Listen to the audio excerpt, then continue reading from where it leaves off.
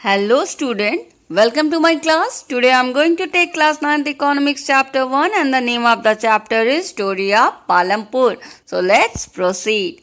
So basically in this chapter you are introduced to the new subject economics because first time you are going to study this subject in class 9th. So what is basically economics? Economics is anything which is related to money. And in this chapter, you are basically introduced to the village economy. And to introduce you to the village economy, a Palampur village, which is actually a imaginary village, is taken as a base, as an example to introduce you to the village economy. So, what is the main thing you do in economy? You do the production. Production means output or yield. Whenever you produce any goods and services using the raw material, it is called production. To have the production, to do the production, you need 4 factors of production, and that is land, labor, physical capital and human capital.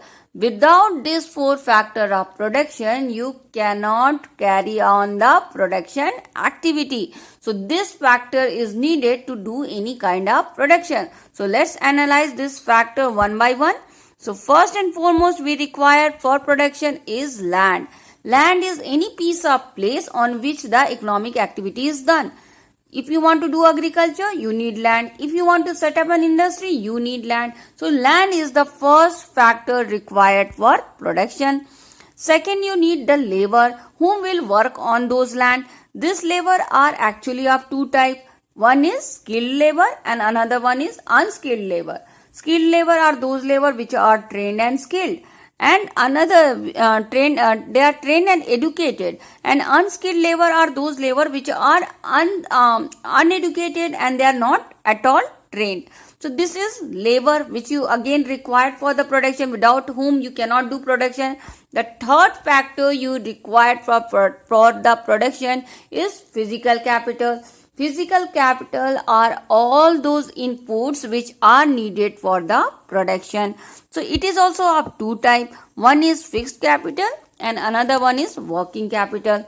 So fixed capital is those inputs which does not require investment again and again. If you invest in this one time, it will give you production for the long time. For example, the investment on machine and building is not done every year in the production process. If you have once investment did the investment on the building or on the machine, it will give you production for the long time. And then you have the working capital. In the working capital, actually you required investment again and again. You have to do investment in this again and again, because this working capital is those capital which is needed every time to carry on the production. For example, the raw material you need every time to do the new production. You need to give salary every month to the employee. So this salary, this raw material need investment in each and every new stage of production. So you have to invest on this again and again. Another example I want to clear is that see, this machine comes in fixed capital, but when the machine gets some problem and you need to repair the machine, so this wear and tear cost of machine, repairing of machine cost, all this cost comes under working capital. Alright, the machine comes in the fixed capital, but its repairing cost and its wearing and tearing cost comes under the working capital category. So beside this 3 factor, you need the 4th factor, which is very important factor, and about this factor we will study in the next chapter in this book. And this factor is the most important factor because it combines all the above 3 factors, and he combined the land, labor and this physical capital together and do the production of goods and services with the help of his knowledge. So these are the 4 factors of production.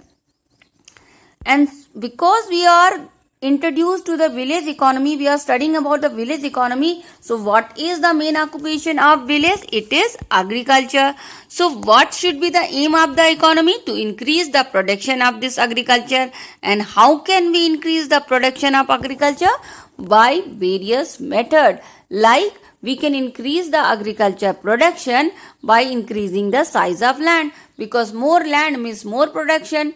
So what you have to do, you have to bring the wasteland under agriculture, you have to bring the empty land under production. So when you bring more and more land under production, your agriculture production also increases. But you cannot increase the land under production after a point, because land is a fixed in quantity. So you have to think about other method through which you can increase your production. And the other method can be multiple cropping. What is multiple cropping? When you grow the crop 2 to 3 times in a year in a single land, then it is called multiple cropping. See, some farmer, what they do one cropping in one season, and in another season they keep the land empty because they don't have irrigation facility, or they don't have money, or some other reason. But you have, because the land quantity is fixed, so what you need to do to increase the production? You have to do multiple cropping. You have to grow crop in the Rabi season, you have to grow crop in the Kharif season also, and if possible grow the crop in between these two seasons, between October to December. And if you for the full year, if you keep on growing crops on the land, then the production can increase. The third method which we can use for increasing the production of agriculture is use of modern farming method, like using HYB seed. HYB seed means high yielding variety of seeds, and it gives the production 2.5% more than the normal seeds. You can use the better irrigation facility, transportation facilities, and you can use the multiple cropping method, crop rotation method, or mixed cropping method. All this method can also be used to increase the production in the agriculture. Next step you can use to increase the production in the agriculture is use of modern farming machine. You can use the tractor, harvester, thresher. All this machine not only save your time but also increase the production. So these are the method in which you can increase the agriculture production in the village.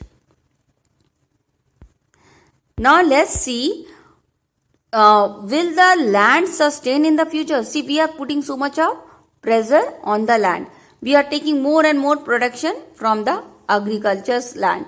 So when we are putting so much of pressure on the land to get the more production, will this land will sustain in the future? The question arises. Will this land continue to give us the same quantity of production in the future also? See, in 1960, we introduced the Green Revolution in India. This was first time introduced in Punjab, Haryana and Western UP. And then after introducing this, we definitely got very much a hike in the production of agriculture. Our production increased to a big extent. We got a remarkable increase in the wheat production. But there are some side effects of Green Revolution also.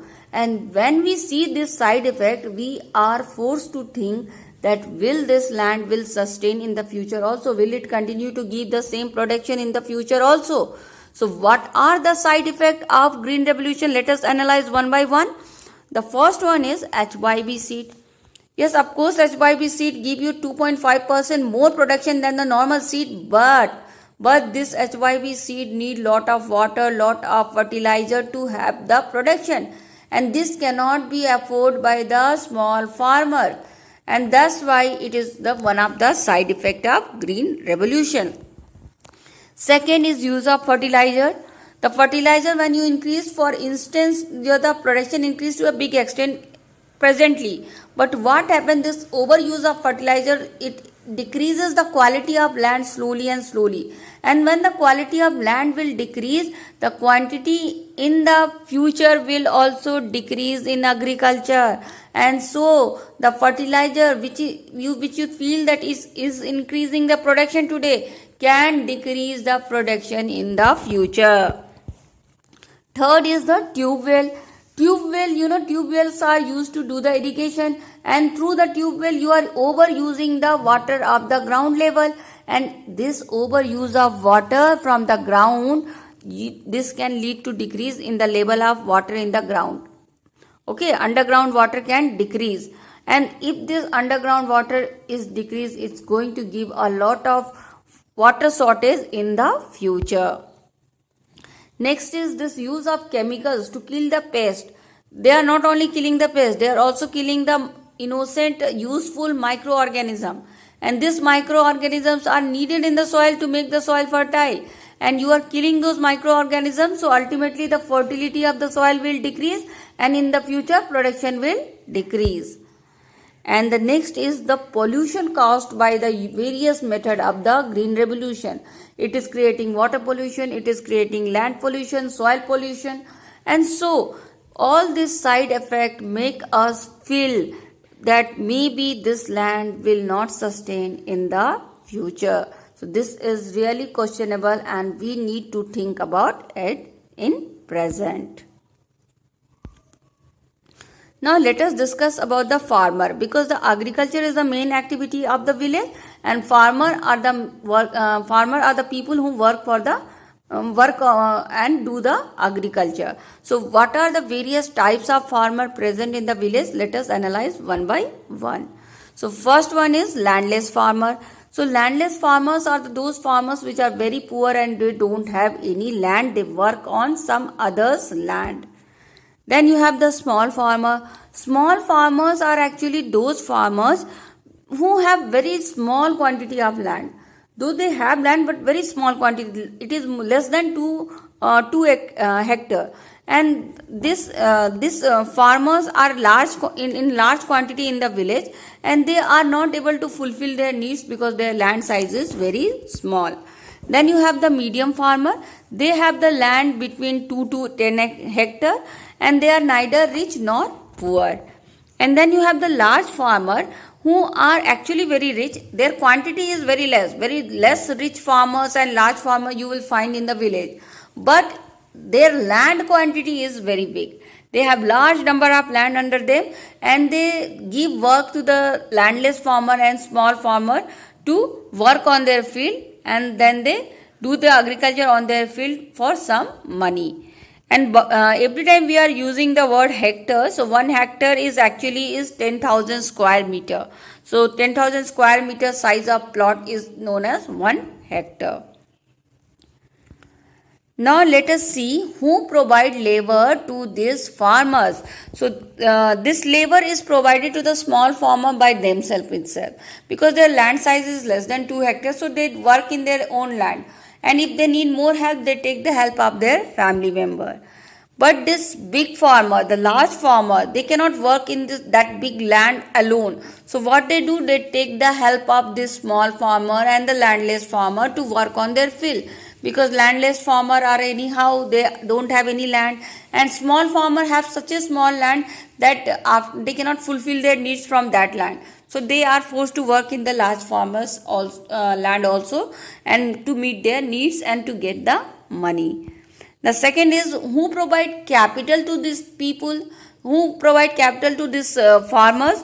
So these small farmers, these small farmers actually don't have much money, so they used to take loan from the money lender or from the big farmer, and sometimes they can also take the loan from the bank also, because the bank is present nowadays. But mostly they take the money from the money lenders, and these money lenders are costing lot of interest on their money, and because of that, they are trapped in the debt. They have to pay they are always under the debt. They are paying such a high interest on the debt that they get caught under the debt cycle. And the big farmer, they don't have to worry about the capital, because their land size is very big, so their production is very big. So when they sell their product, they get some surplus. With that surplus, they invest on their working capital, they invest on their fixed capital, and their other amount they keep it for themselves as a profit in the bank. So they get lot of production and a lot of money out of selling those production. So they don't worry about the capital investment.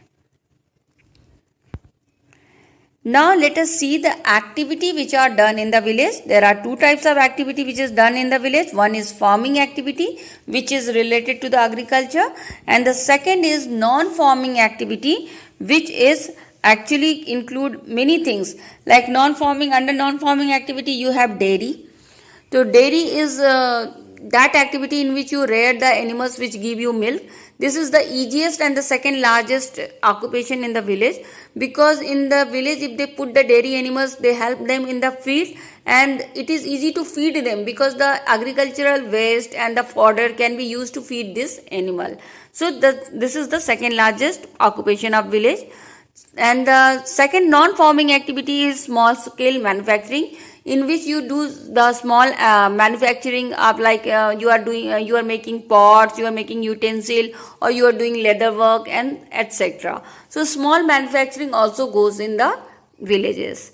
And then third is the shopkeeping, in which you buy the goods from the cities and sell it to the village people. And fourth is transportation, because transportation is needed everywhere to transport the goods and people. So in the village also rickshaw wala, tanga wala, small autos run, and this provide job to many people. So this is basically the main activities and introduction to the economy of village. So through the example of village of Palampur, you are basically introduced to the village economy. I hope you understand this chapter. If you understand this chapter, do subscribe my channel MP Social View. Thanks for watching, student. Thank you and happy learning.